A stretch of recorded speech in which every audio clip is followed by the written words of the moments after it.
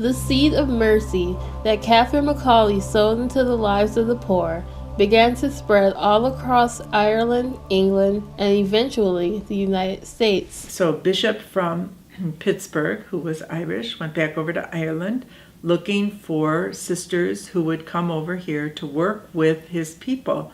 Irish immigrants poured into the United States with the hopes of escaping the poverty that plagued Ireland. The Sisters of Mercy would play a vital role in the spiritual aid of these Catholic foreigners.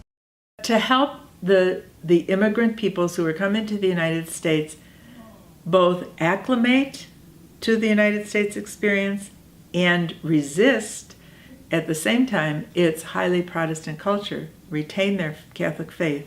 At the request of Catherine Macaulay, Francis Xavier Ward's first stop was in Pittsburgh. We have a very interesting history because there were 5 sisters who were brought here by Francis Ward, and they were all under the age of 24.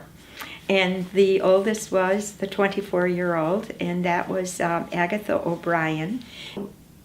When the Sisters of Mercy came from Ireland and landed, they came by ship, obviously. They landed in New York. The Bishop of Pittsburgh was there to meet them, but so was this priest from New York who had just been named the Bishop of Chicago, the first Bishop of Chicago. And he put in his bid right away, before they ever even got to Pittsburgh. And Francis Xavier Ward, of course, said, "In time, Father, in time." And they came to Chicago 3 years later. Perhaps the sisters' greatest work and test of faith took place in Chicago. It is in this new city where great institutions were established, such as the Mercy Hospital and St. Xavier Academy, both opened in 1846. She's seeing there are people who need education. She sees that there are people who need shelter, who need food, clothing, what have you. And she and her sisters are trying to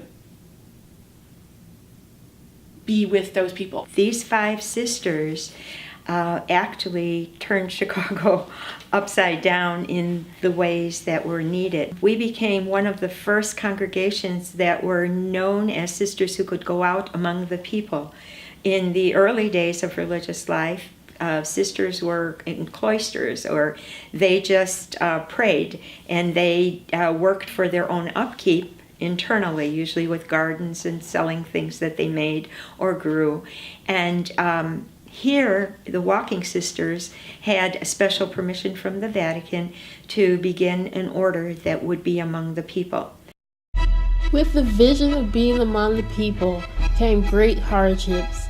Raging cholera epidemics sadly shortened the lives of young sisters. Furthermore, in the summer of 1871, the Great Chicago Fire, which destroyed several homes and establishments, reduced St. Xavier Academy to ruins. Their place, their home, the place they lived and taught and worked at Madison and Wabash was devastated. No one was injured or killed in that, which was the biggest blessing of all that the sisters were most grateful for, that no one was hurt. Amazingly, they had had the foresight in the 1850s to acquire a farm, which was at the distant place from the city, 49th and Cottage Grove. Great quote from Francis Xavier Ward: "To instruct is an easy matter, but to educate requires ingenuity, energy, and perseverance without limits." And so I think that's what they had. They had ingenuity, energy, and perseverance without limits. And that spirit is what made them leave Ireland, come to the U.S., leave Pittsburgh, come to Chicago, and establish the first hospital in Chicago, establish St. Xavier Academy, establish the first orphanage in Chicago.